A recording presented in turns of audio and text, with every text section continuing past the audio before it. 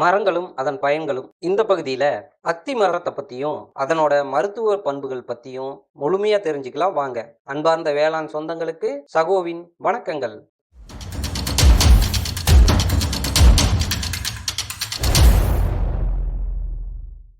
இன்னைக்கு இருக்கிற பெரும்பாலான மக்கள் அத்தி மரத்தோட பழங்களை விரும்பி சாப்பிட்றது உண்டு. பொதுவா அத்தி மரத்தோட பழங்கள் மட்டும் இல்லாம அதனோட இலைகள், வேர்கள், அத்தி மர பட்டைகள், அதனோட காய்கள், அந்த மரத்துல இருந்து கிடைக்கக்கூடிய பால் போன்ற மரத்தோட மொத்த பாகங்களும் மருந்தா பயன்படுது. அத்தி மரத்தோட இலைகள், அதன் மூலம் கிடைக்கக்கூடிய நன்மைகள். அரிப்பு தொல்லை நீங்க எதுவுமே செய்ய வேண்டாங்க. அத்தி மரத்தோட இலைய மட்டும் பறிச்சுட்டு வந்து தண்ணி கூட சேர்க்காம நல்லா அரைச்சி தினந்தோறும் தேய்ச்சி குளிச்சுட்டு வந்தோம்னா இந்த அரிப்பு சம்பந்தமான பிரச்சனைகள் எல்லாம் நீங்கிவிடும்.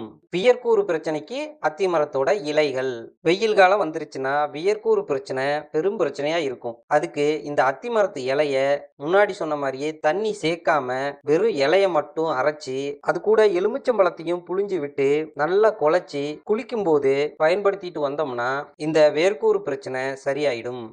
அத்தி இலை அதிகப்படியான வேலைப்பளு காரணமா உடம்பு வலி ஏற்படும் போது ஒரு 1/2 கிலோ அளவுக்கு அத்தி இலையை பறிச்சுட்டு வந்து 20 லிட்டர் தண்ணியில போட்டு மூடி வச்சு நல்லா கொதிக்க வைக்கணும். கொதிச்சதுக்கு அப்புறம் இந்த அத்தி இலைகளை எடுத்துட்டு அந்த தண்ணியை குளிச்சுட்டு வந்தோம்னா உடல் வலி சரியாகிறது மட்டும் இல்லாம மூட்டு வலி சம்பந்தமான பிரச்சனைகளுக்கும் இது நல்ல தீர்வா இருக்கும். தொடர்ந்து 3 நாளைக்கு இதே மாதிரி குளிச்சுட்டு வரணும். தேமல் பிரச்சனைகளுக்கு அத்தி இலை. பொதுவான தேமல் பிரச்சனைகளுக்கு ஒரு 100 கிராம் அத்திமர இலைகளுக்கு 10 கிராம் மஞ்சத்தூள் அப்படிங்கிற அளவுல எடுத்துட்டு இந்த அத்திமர இலைகளை தண்ணி சேர்க்காம நல்லா அரைச்சி எடுத்துக்கிட்டு அது கூட மஞ்சத்தூளை சேர்த்து நல்லா பிசைஞ்சு குளிச்சுட்டு வந்தோம்னா படிப்படியா இந்த தேமல் நோய் குணமாகும். அழுக்கு தேமல்னு சொல்ற ஒரு வகையான தேமல் நோய்க்கு இந்த அத்தி மரத்தோட கொழுந்து இலைய ஒரு 50 கிராம் எடுத்துக்கணும். அது கூட மருதோன்றி இலைய ஒரு 25 கிராம் எடுத்துக்கிட்டு ரெண்டையும் ஒன்னா சேர்த்து தண்ணி இல்லாம அரைச்சி உடம்புல பூசி குளிச்சுட்டு வந்தோம்னா இந்த அழுக்கு தேமல்ங்கிற நோய்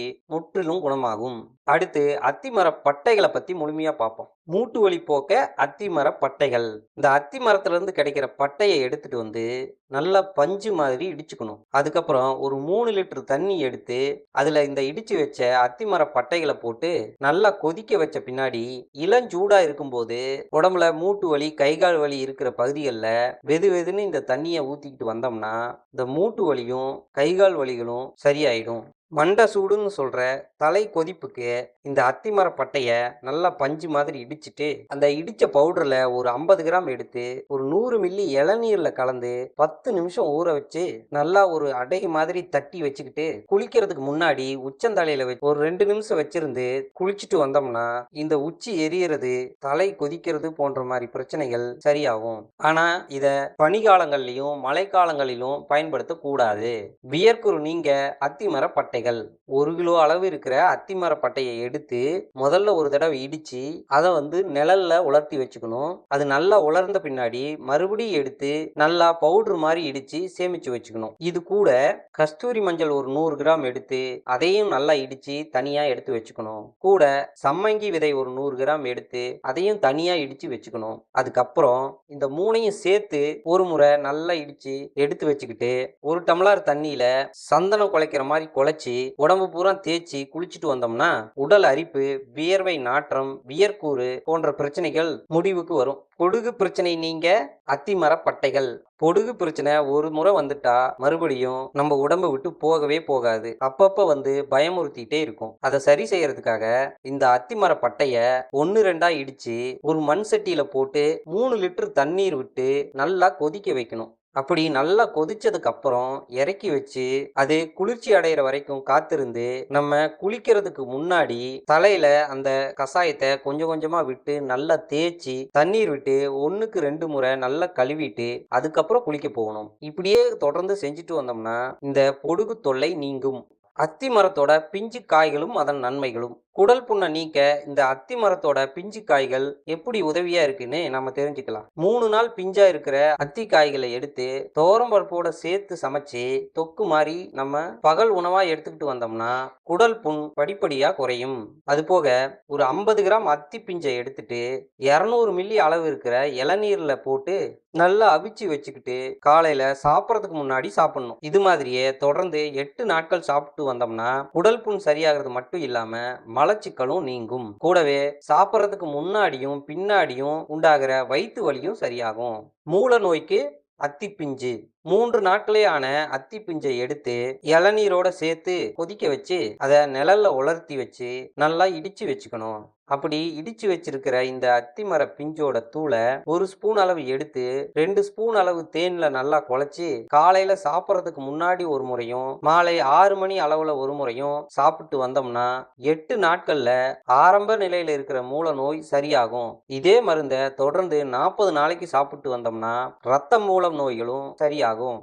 நினைவுல வச்சுக்கணும், இந்த மருந்து சாப்பிட்ற நாட்கள்ல கிழங்கு வகை உணவுகள், கடலை வகை உணவுகள், கடலை பருப்பு, காரமான உணவு பண்டங்கள், முட்டை, மீன், கருவாடு, கோழி போன்ற அசைவ உணவுகள், மொச்சை, வாழைக்காய், பரங்கிக்காய், பூசணிக்காய், சுரைக்காய், வேர்க்கடலை போன்ற உணவுகளை தவிர்த்தோம்னா இந்த மூல நோய் கூடிய சீக்கிரம் சரியாகும். குறிப்பா சொல்லணும்னா மீன், முட்டை, கருவாடு, கோழிக்கறி, மொச்சக்கொட்டை மற்றும் கார வகைகளை கண்டிப்பா தவிர்க்கணும். அத்தி மரத்தோட வேரும் அதன் நன்மைகளும். தூக்கமின்மை பிரச்சனைக்கு அத்தி மரத்தோட பேர்ல கிடைக்கிற பட்டைய ஒரு 100 கிராம் அளவு எடுத்து நல்ல பஞ்சு மாதிரி தட்டி 1/2 லிட்டர் தண்ணீர் போட்டு பாத்திரத்தை மூடி அடுப்பை மெதுவா எரிய விட்டு 1/4 லிட்டர் அளவு வர வரைக்கும் நல்லா சுண்ட வச்சு அதுக்கப்புறம் இறக்கி அது ஆறின உடனே கிடைக்கிற கஷாயத்தோட 2 ஸ்பூனு தேனை சேர்த்து படுக்கிறதுக்கு முன்னாடி சாப்பிட்டு வந்தோம்னா நல்ல தூக்கம் வரும். இதை தொடர்ந்து சாப்பிட்டு வரலாம். எந்தவித பக்க விளைவோ இல்ல தீங்குகளோ நமக்கு ஏற்படாது.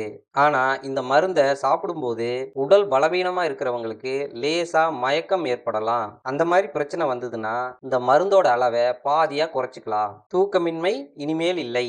வெள்ளைப்படுதலை நீக்க அத்தி பிஞ்சு 5 நாள் முத்தின அத்தி பிஞ்சை காலையில் நேரத்துல பறிச்சு மரக்கட்டையில மட்டும் தட்டி அரிசி கழுவுன தண்ணியில போட்டு நல்லா கொதிக்க வச்சு எடுத்துக்கணும். அது கூட துவரம்பருப்பு சேர்த்து நெய்யில தாளிச்சுக்கணும். கூட குறைஞ்ச அளவு உப்பு சேர்த்துக்கலாம். இத காலையிலையும் பகல் நேரத்திலையும் உணவோட சேர்த்து சாப்பிட்டுட்டு வரணும். இதே மாதிரி தொடர்ந்து சாப்பிட்டுட்டு வந்தோம்னா உடல் சூடு, மேகச்சூடு போன்ற பிரச்சனைகள் சரியாகும். கூடவே வெள்ளைப்படுதலும் நிற்கும்.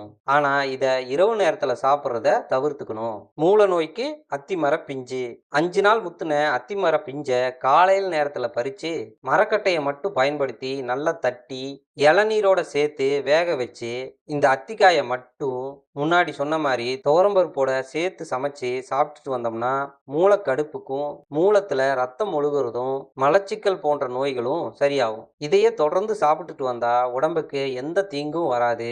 குழந்தைகளுக்கு கொடுக்கும்போது மட்டும் அளவு கம்மியாகவும் ஒரு வேளைக்கு மட்டும் உணவோட சேர்த்து கொடுக்கலாம். என்ன நண்பர்களே, இந்த பதிவை பார்த்ததுக்கு அப்புறம் அத்தி பழம் மட்டும் நமக்கு ஞாபகம் வரக்கூடாது. அத்தி மரத்தோட இலைகள், அதனோட பிஞ்சுகள், அதனோட வேர்கள் இது எல்லாமே நமக்கு உபயோகப்படக்கூடிய ஒண்ணுதான் அப்படிங்கிறது ஞாபகத்துக்கு வரணும். அத்தி மரம் ஒரு அருமருந்து. நன்றி, வணக்கம்.